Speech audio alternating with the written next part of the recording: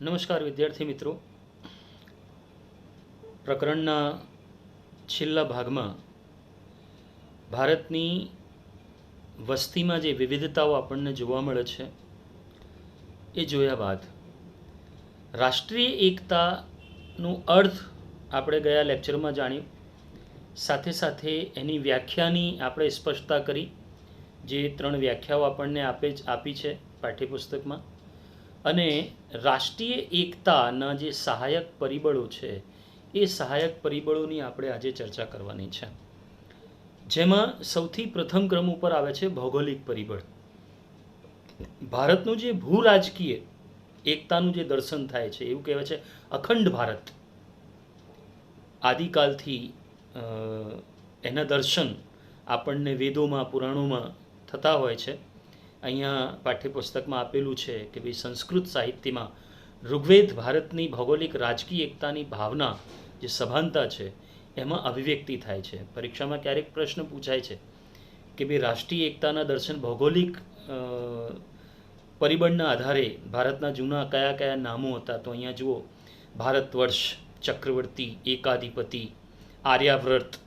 આ જે ભૌગોલિક એકતાના આદર્શ વ્યક્ત કરતા ભારતના નામો છે. આપણા ભારતમાં મંદિરો છે, પવિત્ર નદીઓ છે, પહાડો છે.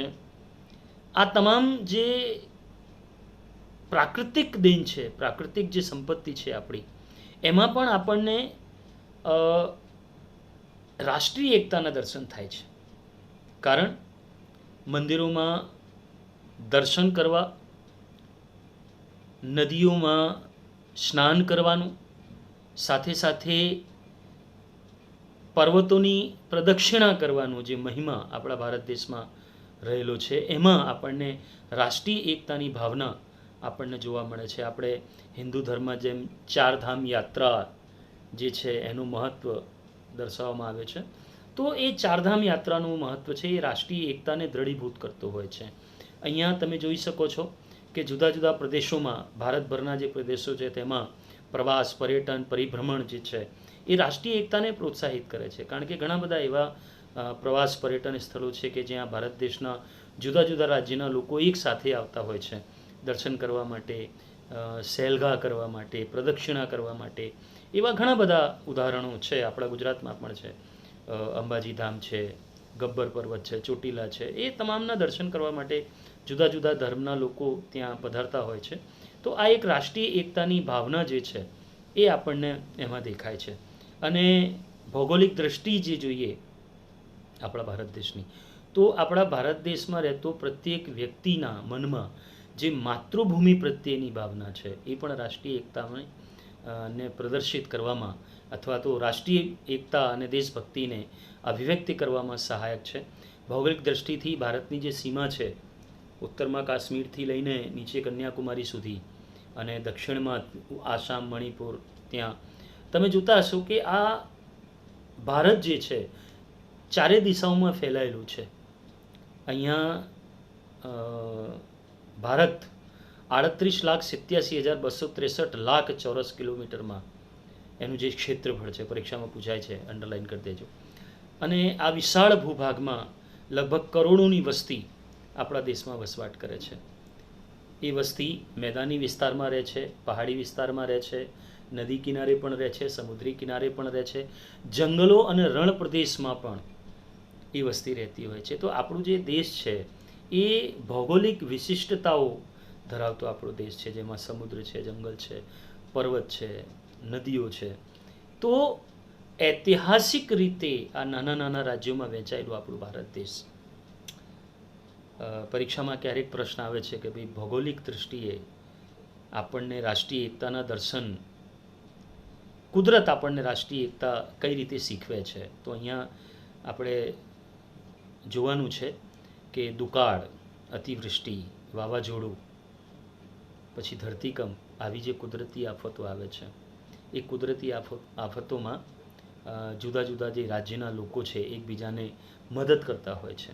તો આમાં પણ રાષ્ટ્રીય ભાવનાની જે રાષ્ટ્રીય એકતાની જે ભાવના છે આપણને દેખાય છે.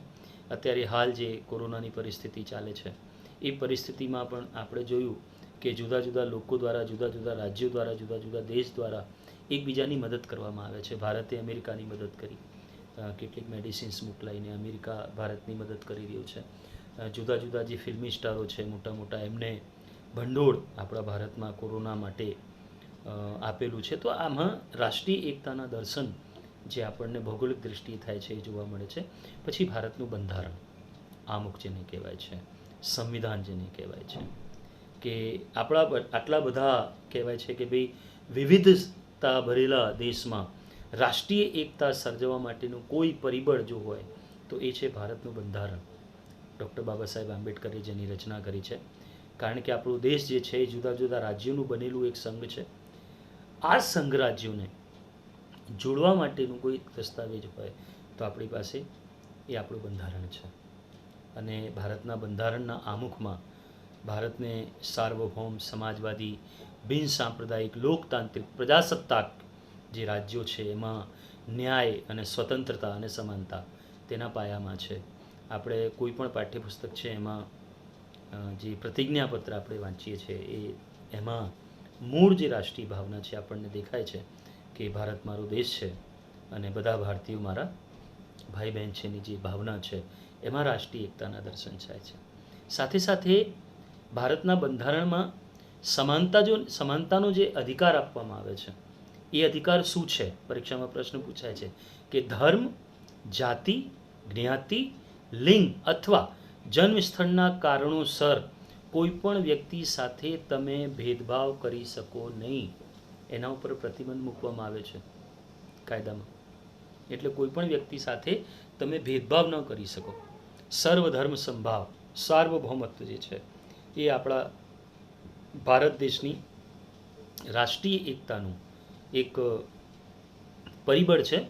અને એમાં નાગરિકને ગૌરવ, રાષ્ટ્રીય એકતા, અખંડિતતા, સાથે સાથે ભ્રાતૃભાવ, ભાઈચારો, જેની હમણાં ચર્ચા કરી, ભારત મારો દેશ છે, બધા ભારતીયો મારા ભાઈ બહેન છે, એ જે ભાવના છે એ ભાવના ધર્મનિરપેક્ષ રાજ્ય તરીકે દરેક રાજ્ય એનો સ્વીકાર કરે છે.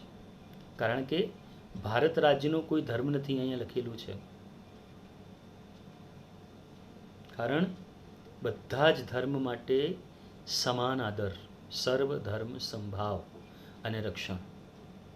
કોઈ પણ નાગરિક કોઈ પણ ધર્મનો સ્વીકાર કરી શકે છે, એ ધર્મને પાળી શકે છે, એનો પ્રચાર પ્રસાર કરી શકે છે. એ હક, એ અધિકાર જે છે એ આપણા બંધારણે તમામ નાગરિકોને આપેલું છે જે નાગરિકો ભારત દેશમાં વસે છે.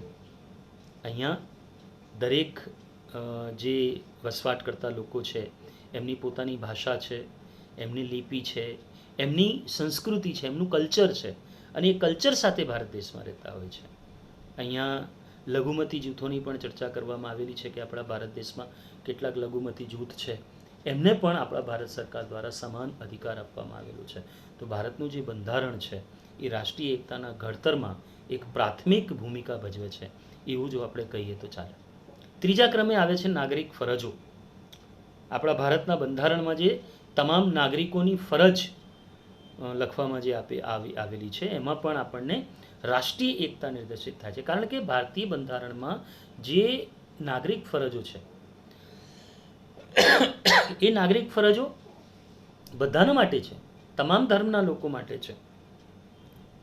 જેમ કે રાષ્ટ્રને વફાદાર રહેવું, તેના આદર્શો, સંસ્થાઓ, રાષ્ટ્રધ્વજનો આદર કરવો, રાષ્ટ્રગીતનો આદર કરવો, આપણે જનગણમણ જે ગાઈએ છીએ, આઝાદી માટેની લડતને જે પ્રેરણા આપે છે એવા ઉમદા આદર્શો રાષ્ટ્રપિતા મહાત્મા ગાંધી, સુભાષચંદ્ર બોઝ, પછી ચંદ્રશેખર આઝાદ, શહીદ ભગતસિંહ, આ લોકોનું સન્માન આપણા હૃદયમાં હોવું જોઈએ.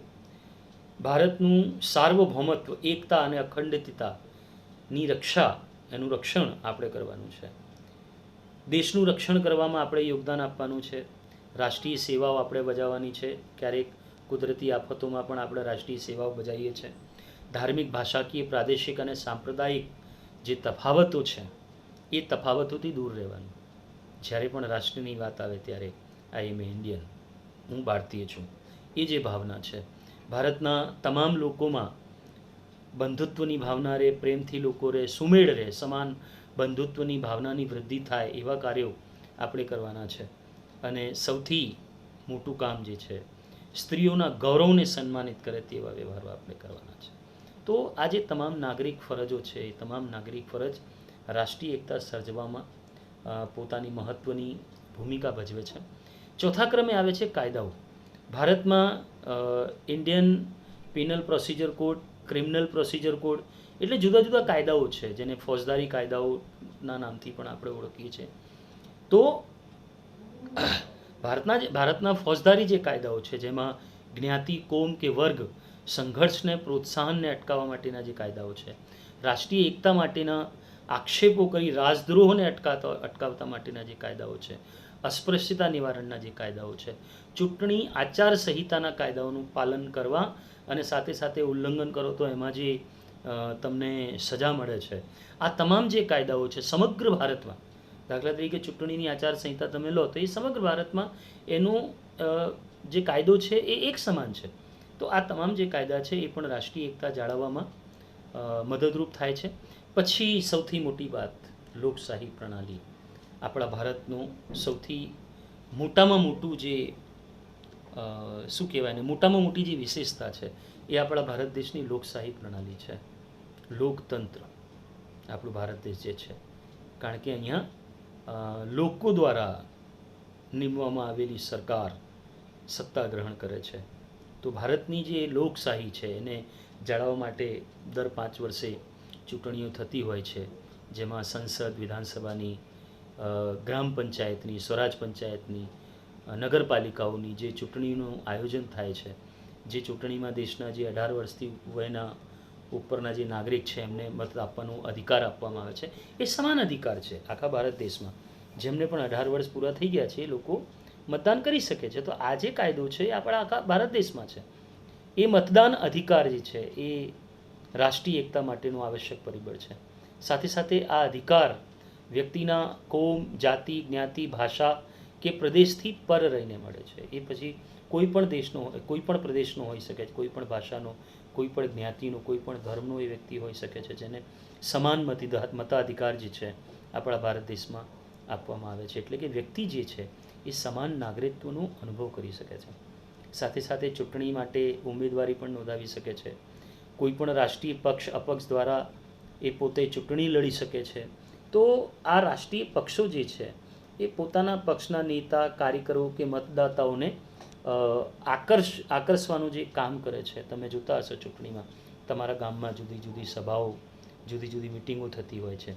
તો એ મિટિંગોમાં જુદા જુદા જે રાષ્ટ્રીય પક્ષો છે એ આવતા હોય છે અને પોતાના વિચારો મૂકતા હોય છે. પણ એ લોકોનું જે અંતિમ ધ્યેય છે એ કોઈ જાતિ, ધર્મ કે પ્રદેશના મતદાતા જે છે એમને આકર્ષવાનું હોય છે. આપણા લોકશાહી પ્રણાલીમાં આપણને રાષ્ટ્રીય એકતાના દર્શન થાય છે. તો એ એક મહત્ત્વનું પરિબળ જે રાષ્ટ્રીય એકતા સર્જવામાં આપણને જોવા મળે છે એ પણ છે. પછી આ મહત્ત્વનો જે એક મુદ્દો છે રાષ્ટ્રીય પર્વ અને રાષ્ટ્રીય સન્માન. પરીક્ષામાં ક્યારેક પ્રશ્ન પૂછાય છે કે ભાઈ રાષ્ટ્રીય પર્વ અને રાષ્ટ્રીય સન્માન કઈ રીતે રાષ્ટ્રીય એકતા સર્જવામાં મદદરૂપ થાય છે. તો આપણે જાણીએ છીએ કે પ્રજાસત્તાક દિન એટલે કે 26મી જાન્યુઆરી, સ્વતંત્રતા દિવસ એટલે કે 15મી ઓગસ્ટ જેવા જે રાષ્ટ્રીય પર્વની ઉજવણી આપણે કરીએ છીએ, જેમાં જુદા જુદા સાંસ્કૃતિક કાર્યક્રમો જે થાય છે, ભારતીય સેનાની લાલ કિલ્લા ઉપર જે વિવિધ પરેડ થાય છે, એમાં આપણને એક અદ્ભુત રાષ્ટ્રીય એકતાના દર્શન આપણને જોવા મળે છે. એ જ રીતે ભારતીય જે ફિલ્મ ઉદ્યોગ છે એમાં રાષ્ટ્રીય ફિલ્મ સમારોહ, જે એવોર્ડ સમારોહ હોય છે, રાષ્ટ્રીય સ્મારક ઉદ્યાનમાં રાષ્ટ્રીય એકતાના જે પ્રતિબિંબ આપણને જોવા મળે છે. જુદા જુદા જે રાષ્ટ્રીય સ્મારકો છે ભારત દેશના, એમાં પણ આપણને રાષ્ટ્રીય એકતા જોવા મળે છે.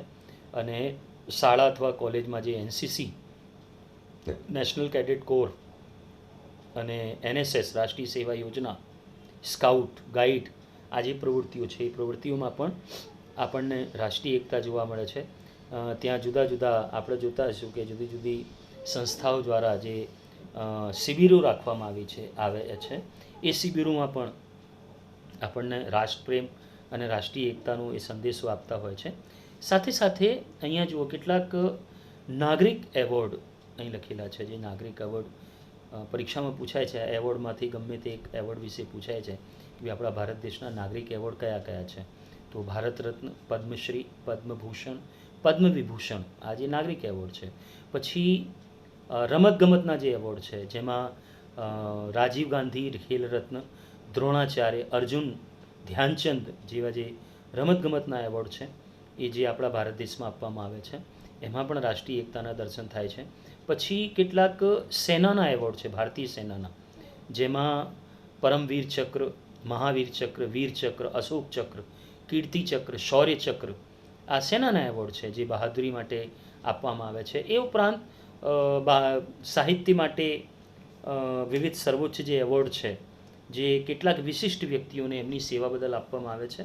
તો આવા વિશિષ્ટ વ્યક્તિઓમાં કોઈ કલાકાર પણ હોઈ શકે, કોઈ વૈજ્ઞાનિક પણ હોઈ શકે, સૈનિક પણ હોઈ શકે, શિક્ષક પણ હોઈ શકે, કોઈ સમાજ સેવક પણ હોઈ શકે. તો આવા લોકોને આ જે એવોર્ડ એનાયત કરીને જે એમને બિરદાવવામાં આવે છે, તો એમાં પણ એક રાષ્ટ્રીય ચેતના ઊભી કરવાનો પ્રયત્ન કરવામાં આવે છે. પછી એ જ રીતે રમતગમતની પ્રવૃત્તિઓ, રમતગમતની જે પ્રવૃત્તિઓ છે એમાં રાષ્ટ્રીય એકતા આપણને ભારે જોવા મળે છે કે ભારત અથવા ભારતની બહાર જે રમત રમાય છે, જેમાં cricket, hockey, volleyball, tennis, badminton, kabaddi, અત્યારે પ્રો કબડ્ડી ચાલે છે, ક્રિકેટનો મોસમ ચાલે છે, આ લોકડાઉન પહેલાં જે મોસમ ચાલતું હતું, ત્યાં આપણા દેશનું કોઈ પણ ખેલાડી અથવા આપણું દેશ જ્યારે પ્રતિનિધિત્વ કરતો હોય છે ત્યારે દરેક ખેલાડી, દરેક નાગરિક પોતાની ભાષા, પ્રદેશ કે કોમથી પર રહીને એક ભારતીય તરીકે એ પોતાની ટીમ અથવા પોતાના જે ખેલાડી છે એને પ્રોત્સાહિત કરે છે. તો વિવિધ રમતોમાં પણ આપણને રાષ્ટ્રીય એકતાની ભાવના જોવા મળે છે. એ જ રીતે આપણા સ્કૂલ, શાળા, કોલેજ કક્ષાએ રાષ્ટ્રીય ખેલ મહોત્સવ થાય છે. આંતરરાજકીય, આંતર યુનિવર્સિટી દ્વારા ખેલકૂદ, વિવિધ ટીમ રમતો, ક્રિકેટ રમવા માટે જઈએ છીએ. પછી ખેલ મહાકુંભ જે અત્યારે હાલ ખૂબ ચાલ્યું હતું, એમાં અને વિવિધ રમતોમાં પણ એક ભારતીય હોવાની જે ખેલદિલીની ભાવના છે એ આપણને દેખાઈ આવે છે કે જ્યારે આપણી સ્કૂલ અથવા આપણી શાળા કોઈ પણ રમતગમતમાં પ્રતિનિધિત્વ કરવા માટે બહાર જાય છે ત્યારે આપણે જે લાગણી અનુભવીએ છીએ એ જ ભારત દેશનો દરેક નાગરિક એ લાગણી અનુભવતો હોય છે. ક્રિકેટમાં તમે જોતા હશો, અન્ય દેશની સાથે જ્યારે ક્રિકેટ મેચ થાય છે ત્યારે આપણા ટીમના વિજય માટે જે આપણે કરીએ છીએ એક રાષ્ટ્રીય જે એકતા છે એનું સહાયક પરિબળ છે. પછી સમૂહ સંચારના માધ્યમ, જેમાં વર્તમાનપત્ર, રેડિયો, ટેલિવિઝન, કમ્પ્યુટર, સેલફોન અત્યારે આવ્યા છે, એમાં એ તમામ જે સમૂહ સંચારના માધ્યમો છે એ રાષ્ટ્રીય એકતા સર્જવામાં મહત્ત્વની ભૂમિકા ભજવે છે. ટેલિવિઝનમાં તમે જોતા હશો કોમી એકતા, સર્વધર્મ સંભાવ, દેશભક્તિ વગેરેને લઈને જે ધારાવાહિક આવે છે, ફિલ્મો આવે છે, સમૂહ ગીતો આવે છે, સમૂહ નૃત્ય આવે છે. ઘણા વખત તમે ટીવી પર સાંભળ્યું હશે મિલે સુર મેરા તુમ્હારા. પછી કેટલાક દેશભક્તિને લગતા વિવિધ ધારાવાહિકો આપણને બતાવવામાં આવે છે, પરમવીર ચક્ર, સૈનિક, આવા જે ધારાવાહિકો હતા. આ તમામ જે ધારાવાહિક છે એ ધારાવાહિક પોતાના નાગરિકોને પોતાના હૃદયમાં દેશપ્રેમની ભાવના પ્રદર્શિત કરવા માટે પ્રોત્સાહિત કરતો હોય છે. પછી આપણે જે રીતે જાણીએ છીએ કે ભાઈ સ્વતંત્રતા દિવસ અને ગણતંત્ર દિવસની જે ઉજવણી છે અને એ ઉજવણીમાં જે જુદા જુદા કાર્યક્રમો આપણે બતાવીએ છીએ જેમાં દેશપ્રેમની ભાવના લોકોના મનમાં જાગૃત કરી શકાય છે. પછી એ જ રીતે આતંકવાદ, કોમવાદ, જ્ઞાતિવાદ, ભાષાવાદ, પ્રદેશવાદ, નક્સલવાદ આ જે સમસ્યાઓ છે એ સમસ્યાઓની આધારિત કેટલીક ધારાવાહિક, ફિલ્મ, સમાચાર જે કાર્યક્રમ જે આવે છે, તો દેશના નાગરિકોને સાચી હકીકત જે કોઈ બતાવતું હોય તો એ સમૂહ સંચારના માધ્યમો બતાવે છે. અને એ જ સમૂહ સંચારના માધ્યમો દ્વારા દેશના નાગરિકોનું જે મનોવલણ છે એ રાષ્ટ્રપ્રેમ તરફ વળે અથવા ઘડાય. તો આમ સંચારના જે માધ્યમો છે એ પ્રકાશિત અને પ્રસારિત કરી કાર્યક્રમો દ્વારા નાગરિકોમાં સભાનતા ઊભી કરે છે અને એ સભાનતા પરોક્ષ રીતે રાષ્ટ્રીય એકતાને સર્જવામાં મદદરૂપ થતી હોય છે. પછી વાહન વ્યવહારના સાધનો. તમને એક સાધારણ દાખલો આપું કે ભાઈ તમે જે બસમાં મુસાફરી કરો છો એ બસમાં એકથી વધારે ધર્મના લોકો, જ્ઞાતિના લોકો, ભાષાના લોકો હોઈ શકે છે. તો એક નાનકડી બસમાં જ્યારે તમે પ્રવાસ કરો તો જુદા ગામના, જુદા ધર્મના, ભાષાના લોકો હોય છે. તો આ વાહન વ્યવહારના સાધનો જે છે એ લોકોને એકબીજાથી જોડે છે. અને એ વાહન વ્યવહારના સાધનો દ્વારા આદાન પ્રદાન જે છે વિચારોનું મળવાનું એ ખૂબ જ સરળ બનેલું છે અને એનાથી રાષ્ટ્રીય નાગરિકની જે ભાવના છે એ દ્રઢ બને છે. અહીંયા એક ઉદાહરણ આપવામાં આવેલું છે કે વિશ્વમાં સૌથી મોટું રેલવે નેટવર્ક એ આપણા ભારતનું છે. પરીક્ષામાં વૈકલ્પિક પ્રશ્ન આવે છે અને અહીંયા કિલોમીટર લખેલા છે. 1,15,000 કિલોમીટરનું ભારતીય રેલવે નેટવર્ક છે અને જેમાં દરરોજ લગભગ 2-2.25 કરોડ જેટલા મુસાફરો મુસાફરી કરતા હોય છે. તો આ જે વાહન વ્યવહારના સાધનો છે, રેલવે છે, સડક માર્ગ જે છે, અને અત્યારે હાલ તમે જોતા હશો કે વર્તમાન સમયમાં નોકરી અને ધંધા માટે લોકો એક જગ્યાએથી બીજી જગ્યાએ જવા માટે આવા વાહન વ્યવહારનો ઉપયોગ કરતા હોય છે તો એકબીજાના સંપર્કમાં આવે છે. જુદી જુદી જગ્યાએ રહેનાર વ્યક્તિ પર પણ દરરોજ જ્યારે એ અપડાઉન કરતા હોય છે નોકરી માટે, ધંધા માટે, રોજગાર માટે, શિક્ષણ અને ક્યારેક ક્યારેક પ્રવાસ પર્યટનમાં પણ, તો આવા જે નાગરિકો છે આ વાહન વ્યવહાર દ્વારા એકબીજાથી નજીક આવે છે અને પરોક્ષ રીતે રાષ્ટ્રીય એકતામાં આ વાહન વ્યવહારના સાધનો જે છે ઉપયોગી બને છે. પછી છેલ્લું છે પરસ્પરાવલંબન અને સંયોગીકરણ. પરસ્પરાવલંબનનો અર્થ થાય છે એકબીજા ઉપર આધારિત રહેવું. સંયોગીકરણ એટલે એક સાથે ભેગા થઈને કામ કરવું. આધુનિક જે ખેતી છે, ઉદ્યોગ છે, વ્યવસાય છે, વ્યવસાયિક સેવાઓ જે છે, જેમાં અત્યારની આર્થિક પ્રવૃત્તિઓમાં જે યંત્ર વિજ્ઞાનનો ઉપયોગ થાય છે, એમાં પરંપરાગત જે વ્યવસાયો છે એ તૂટ્યા છે. કઈ રીતે? આજે ખેતીમાં પણ એકબીજા પાસે આધારિત રહેવું પડતું હોય છે. દાખલા તરીકે તમે ખેતી કરતા હો તો ખેતી માટે ટ્રેક્ટરવાળા ઉપર આધારિત રહેવું પડતું હોય છે. પાણીવાળું, તમારી જોડે જો ટ્યુબવેલ ના હોય તો પાણીવાળા માટે પણ તમે એક વ્યક્તિ ઉપર આધાર રાખો છો. સંયોગીકરણ એટલે એકબીજા સાથે ભેગા થઈને કામ કરવું. સામાજિક, સાંસ્કૃતિક, શૈક્ષણિક જે પરિબળો છે એ પોતાના ગામના સંયોગીકરણના બદલે સમગ્ર રાષ્ટ્રના શહેરો કે પ્રદેશો સાથે તાલ મેળવવા પડે છે, જેમાં અસ્પૃશ્યતા, જ્ઞાતિવાદ અને કોમવાદના બંધનો તૂટવા લાગ્યા છે. કોઈ પણ વ્યવસાય હોય એ વ્યવસાય એકબીજા ઉપર ડિપેન્ડેડ છે, આધારિત છે. ઘણા બધા વ્યવસાય એવા છે કે જેમાં હિન્દુ મુસ્લિમ કોમનું જે છે પરસ્પરાવલંબન વધ્યું છે, જોવા મળે છે. આ જે પરસ્પરાવલંબન છે આ પ્રત્યક્ષ અથવા પરોક્ષ રીતે રાષ્ટ્રીય એકતાની જે ભૂમિકા છે એમાં નિર્માણ કરે છે. વિદ્યાર્થી મિત્રો, આ એકમમાં આપણે ભારતનું વસ્તુ વૈવિધ્ય અને રાષ્ટ્રીય એકતાની સમજ મેળવી. સાથે સાથે રાષ્ટ્રીય એકતાના જે સહાયક પરિબળો છે 10 એની પણ આપણે માહિતી મેળવી. હવે આગળના પ્રકરણમાં જુદી જુદી સંસ્કૃતિ અને જુદા જુદા સમુદાય વિશે આપણે માહિતી મેળવીશું. અહીંયા આપણું પ્રકરણ પૂરું થાય છે. પ્રકરણ પૂરું થયા બાદ હવે તમારા પાસેનું કામ એટલું છે કે અહીંયા જે સ્વાધ્યાય આપેલા છે એ સ્વાધ્યાયમાં તમે જોઈ શકો છો સવિસ્તાર ઉત્તર, મુદ્દાસર જવાબ, ટૂંકમાં જવાબ, એક વાક્યમાં જવાબ અને પછી વૈકલ્પિક પ્રશ્નો. આ તમામ પ્રશ્નોના જવાબો જે છે એ તમારે પાઠ્યપુસ્તકમાંથી શોધીને લખવાના છે અને લખીને ફોટો પાડીને મને મોકલી આપવાના છે. તો અહીંયા આપણું પહેલું પ્રકરણ પૂરું થાય છે, ભારતનું વસ્તી વૈવિધ્ય અને રાષ્ટ્રીય એકતા. હવે આપણે બીજા પ્રકરણનો અભ્યાસ કરીશું